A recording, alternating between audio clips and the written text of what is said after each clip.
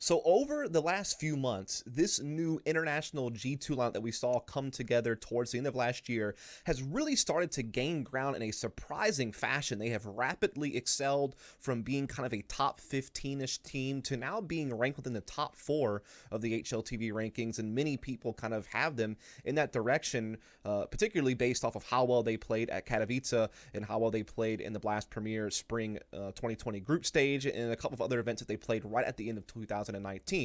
And it kind of comes unexpectedly because, first off, this whole idea of G2 going international was much different than any other team that's really done that. I mean, usually when a team goes international, it kind of all happens at once, like when FaZe brought together a bunch of different players from different nationalities. And even Complexity, kind of made a big jump to grabbing a bunch of international players all at once, rather than kind of just doing it slowly over time. And they got Blame F, Config, and Poison all relatively close together. Whereas with G2, they essentially took a team that was fully French. They kept essentially a core 3 of that, Amanek, Jax, and Kenny S. And then they bring in 2 international players to change things up. It was just wild to see how this all happened. And you were always wondering, was there going to be language barrier issues? I mean, obviously we've seen Kenny S do plenty of interviews in English, and, we know that there is some of that there. Obviously, Amanek had played on Misfits with like Sean Gayers and Shazam, so he's been in an environment where he's had to speak English before. But I didn't think Jax really had ever been, and it's still a big cultural difference and all that stuff. And so it was just kind of a different route to getting to international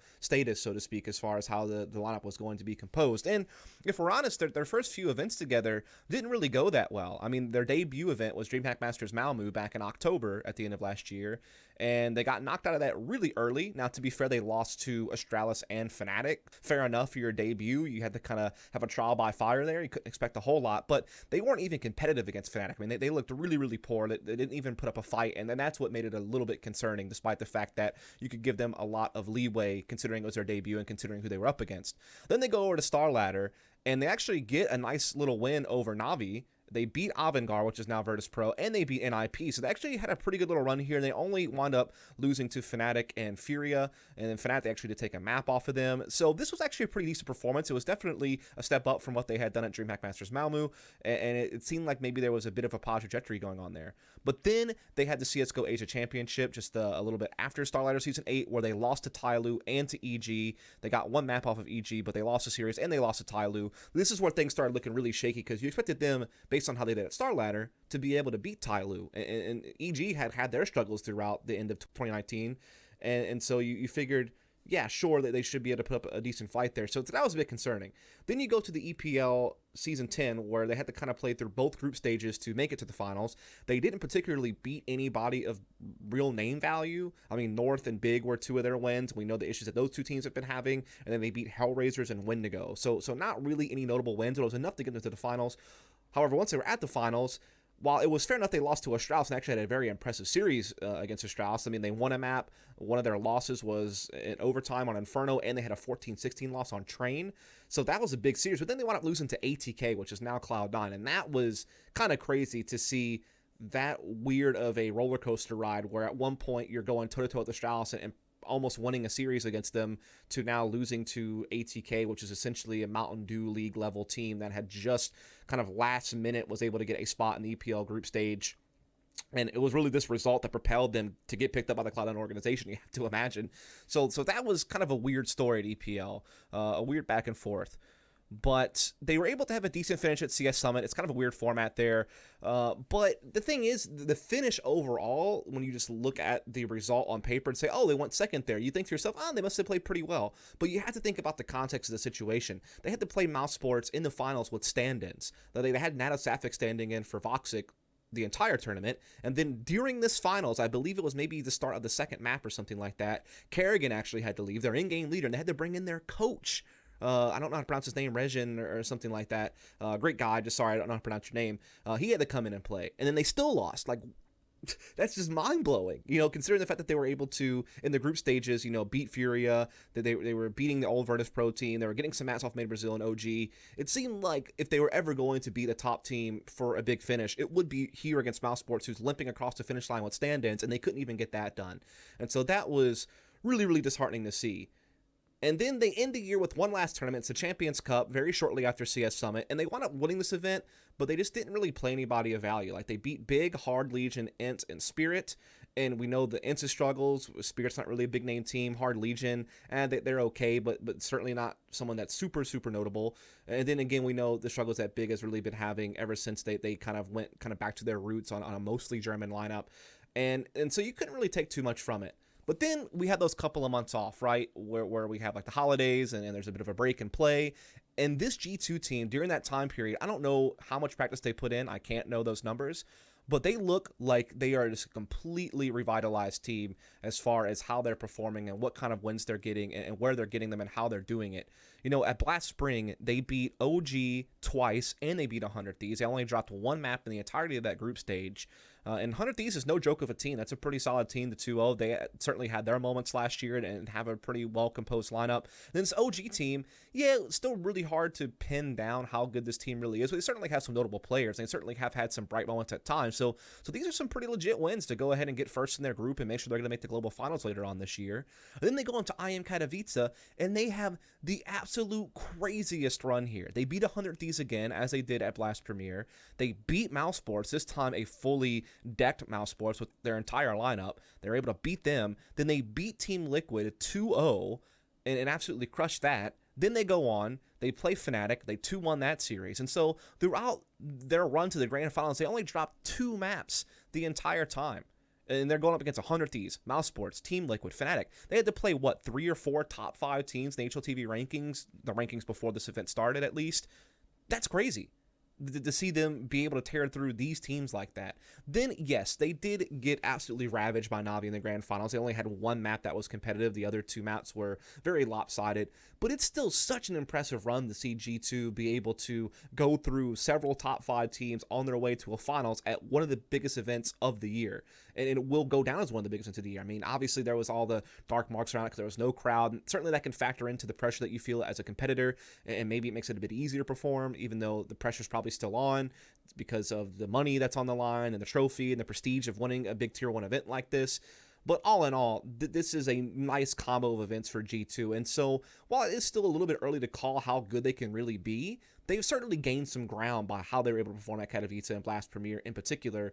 And it kind of started towards the very end of last year where they had that Champions Cup victory, where you could at least see some signs of life in some of their individual performances. And so now we'll talk through some of the things that I saw from them individually and strategically to kind of see how they actually are starting to really get themselves going.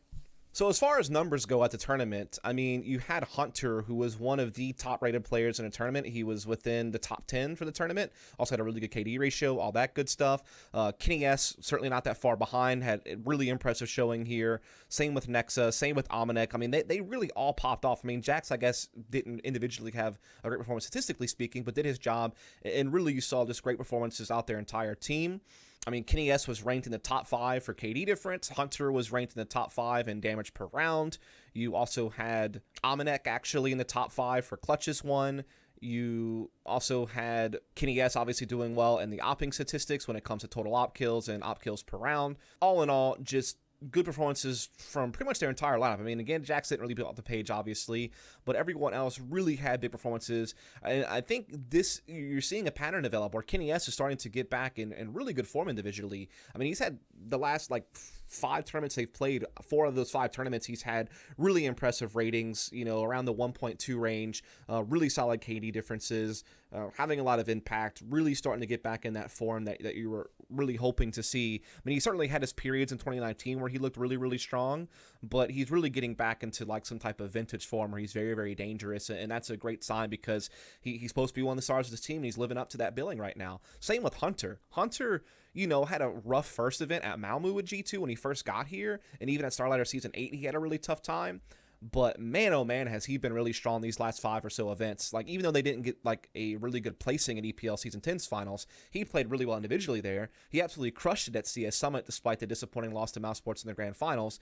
And he's had great numbers in these Blast Premier and IM Katowice. He's such a versatile rifler, and I think that he's, starting to get more comfortable. He's starting to find his footing again. He's starting to look like that guy that we saw on Crazy and Valiant and things in the past where you really saw that this guy had some talent and and had that diversity as far as what type of roles he could fill and the impact he could have throughout a round. And he's really getting back to that. And that's great. Now, Nexa also seems to be waking up a bit. Now, this is a guy who on Crazy and Valiant and Imperial and kind of going back over the last couple of years was really turning into a solid player, man. Like, I thought that he had, it written all over him to go to a team like a Mouse Sports or a FaZe even at one point. Same with Hunter. I felt like these two guys were just so strong on that team.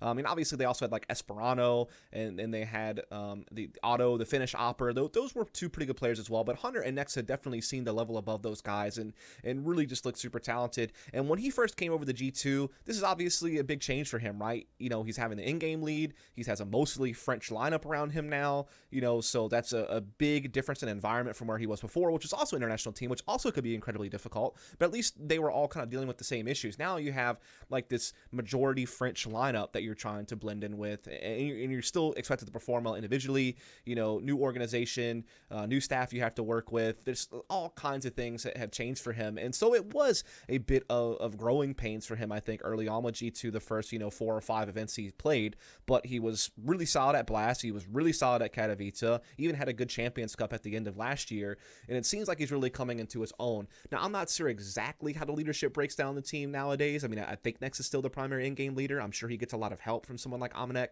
who has had secondary calling duties in the past with G2 when Shox was on the team. And I'm sure some other people will probably contribute. I know even Hunter, I think, did a little bit of calling when he played with Crazy and Valiant, if I'm not mistaken. I think they kind of jumbled it around a few times on who was in-game leading. So I think that he obviously probably has some input. I'm sure Kenny, being the opper, has his calls on what he likes to do and how he wants to take picks and how he wants to take initiative. So I'm sure there's a bit of a mix on that. But now you're starting to see Nexus step up and perform really well. He's had a couple of really good tournaments, and things are starting to really come together. Even Amanek is starting to get his act together as well. He definitely had his stretch on G2 where he was really struggling to perform, but these last few events, he's stepped it up as well, which is huge because I felt like when I used to watch him in the past when he was on Misfits and stuff, I could really see the potential in this guy being an incredibly strong player. But then whenever he went back and played with LDLC, and then when he first got onto G2, there was definitely some events where he looked like he was missing and just didn't look like the same player. But now he's also waking up these last couple of events. And if he can keep it up, this team gets scary. I mean, think about it. Kenny S can certainly be one of the best hoppers in the world again if he's motivated, if he's, just able to get back on the grind. I know that there was like an interview that he did, I think, with Banks during Katowice, maybe even, or Blast, I can't remember what it was, where he was kind of talking about some depression issues and mental health issues that he was having, but he was kind of working through that. The team was really helping him get through it as well. And that's a good sign that he can kind of address those things and kind of be open and honest about it, but also, get to work and get back into good shape. And so Kenny S definitely a powerful weapon to have. And then, you have Hunter, you have Nexa, these guys who were showing promise in some of the smaller international teams with Crazy and Valence. You have someone like Amanek, who at times has shown a lot of potential. And so this is all brewing together quite nicely. And again, even if Jax isn't putting up crazy numbers all the time overall throughout an entire tournament, he's still fulfilling a role, he's still doing his job, and it seems like this team is starting to mesh together really well.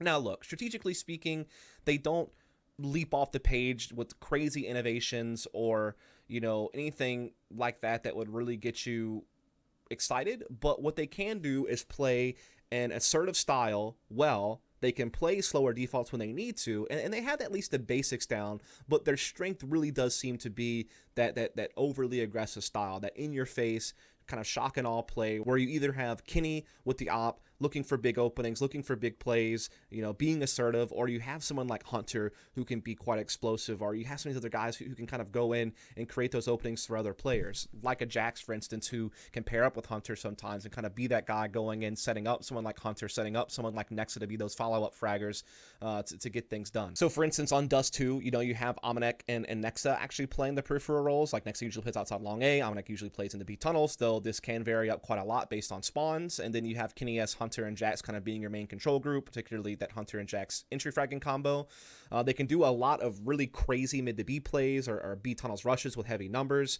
They have plenty of flashes through the new skyboxes in the B tunnels to set up these like really explosive, heavy, like 4 to 5 in attacks on the B site, even through tunnels, and instead of doing the heavier mid split play. They can also just do the typical, cat attacks very quickly onto A. In these situations, their roles can be a bit more laxed, in some ways even similar to like the older G2 when Shock's still on the team and such. but they really just like to swarm and be scrappy and trade with the bulk of their forces kind of in one direction. But they can also do the typical smokes that you expect on a Dust 2 for cat crosses and CT drop down play. So I think that the point is that they have like the basic foundation that you would want, but they really can display that swarmy type of style that can be very hard to deal with when people are popping off and in good form.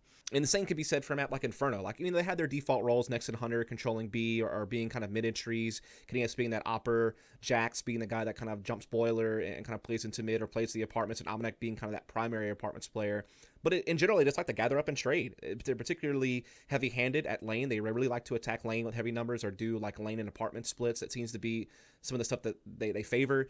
The one thing that they do a little bit different is sometimes they'll actually have Hunter approaching from balcony instead of him being like just a traditional entry fragger. He likes to do the timing plays off of that on some of their lane and apartment splits. But again, they had that very in-your-face style. They like to work quickly. They like to just gather up and trade, and it works really well for them.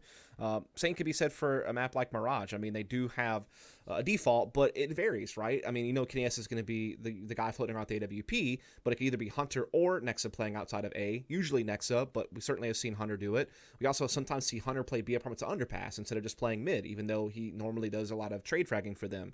And then Amanek sometimes is playing the B apartments, which he usually plays peripheral role, so you kind of expect that. But then sometimes he's mid and someone else is playing B apartments. So they really kind of are a little bit loose with the roles on Mirage, which can sometimes look a bit messy. But they do have players who kind of mostly play certain spots. So they do have some foundation there. Like, you can usually see Amanek playing B apartments. You can usually see Nex outside A. And then the rest can kind of do the 1-3-1 mid control. But it just varies up a lot. And again, they bring that scrappier, 5-man or 1-4 split play faster onto the bomb sites and early round situations and really try to just leverage some of their firepower and some of their faster pace options. Train is actually a map, though, where they do have a couple of really cool strats. Like, they have some really good inner executes on Train, where they have good smokes on either side of the Train that's over by Z connector, as well as upper close, so they can get out upper and split lower and upper without really being spotted. They have really good molly coverage around back pop dog and around the bomb train. They have really good flash timings and plenty of flashes. They can really barrage sites with it. But they can also do scrimmier stuff, which is a little bit more akin to some of the things they do on other maps. So yeah, they actually have like really good variants in their play. Again, while they lean towards the more aggressive, scrappy style, they can do some more complicated, high-utility executes, particularly on a map like Train, and they can play bases when they need to. Their map pool is also particularly good. They typically stay away from Overpass. That is definitely their worst map. They're 1-4 record on that map, and they generally ban it a bit. They do ban some other maps as well, like Inferno at times, but it seems to be Overpass that they generally try to stay away from. But when you look at it, they have their Dust 2 in a really good place right now, 14-8 record overall. With this lineup, really using it to great effect lately. When you look at Katowice, for example, they beat 100 Thieves and Liquid to help get them into the playoffs. Then while they were in the playoffs, they did lose it to Fnatic and Na'Vi, sure, but they were able to use it to good effect elsewhere. Inferno does tend to be a bit on the weaker end for them. They did win it against Mouse Sports in that series to help get them into the playoffs at Katowice, but I've also seen them had their struggles on it as well. 6-4 overall record, though, so they can play it. They're capable of it, but it's not as if it's a big strength like Dust 2 has been for them. The Mirage is a bit 50-50. Again, I did see them win it a couple of times to really help them out at Katowice, particularly the group stage game against 100 Thieves, but then obviously they also got crushed on it by Na'Vi in the grand finals.